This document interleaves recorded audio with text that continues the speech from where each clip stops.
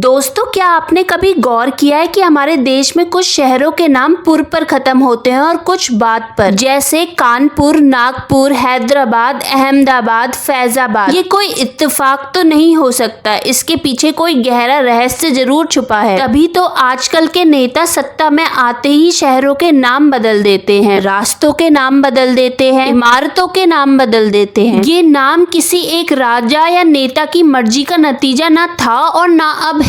इसके पीछे है संस्कृति, सभ्यता और हुकूमतों की कहानियां, जो आज भी हमारी जुबान पर है लेकिन शायद समझ से बाहर। तो चलिए आज जानते हैं पुर और आबाद में फर्क क्या है और हमारे शहरों के नाम के पीछे क्या इतिहास छुपा है। नमस्कार दोस्तों, स्वागत है आपका अपने ही चैनल कहानी की उड़ान में, जहां हम आपके लिए लाते हैं ऐसी दिलचस्प कहानियां या मान्यताएं जो अक्सर छुपी रह जाती है और जिनके बारे में बहुत कम ही लोग जानते हैं। तो चलिए आज एक ऐसे ही रहस्य का पता लगाते हैं। सबसे पहले बात करते हैं पुर शब्द की। भारत में सैकड़ों शहर ऐसे हैं जो पुर पर खत्म होते हैं, जैसे गोरखपुर, नागपुर, कानपुर, जयपुर, रायपुर, भरतपुर। ये सारे ही शहर अलग अलग राज्यों में हैं, जिससे एक बात तो क्लियर हो जाती है कि इसका किसी एक क्षेत्र या एक भाषा से कोई लेना देना नहीं है। तो आखिरकार ये पुर शब्द आया कहाँ से? पुर शब्द संस्कृत से आया है। ऋग्वेद जैसे सबसे पुराने ग्रंथों में इसका कई बार जिक्र होता है। वहाँ पुर या पुरा का अर्थ होता है एक बसा हुआ स्थान, नगर या किला। यानी पुर का मतलब सिर्फ शहर नहीं था, वो एक पहचान थी, एक संगठित समाज, सुरक्षा, शासन और संस्कृति की। पुराने जमाने में जब कोई जगह विकसित होती थी, यानी कि जहाँ लोग बसते थे, व्यापार होता था, राजा शासन करता था, तो वो पुर कहलाता था। यही वजह है कि भारत के अलावा अफगानिस्तान, ईरान, नेपाल और साउथ एशिया के कई हिस्सों में पुर से खत्म होने वाले नाम आज भी मिलते हैं। यह शब्द इतना ताकतवर था कि अरबी और फारसी में भी इसकी छाप दिखाई देती है। अब बात करते हैं एक और चर्चित शब्द की, बाद।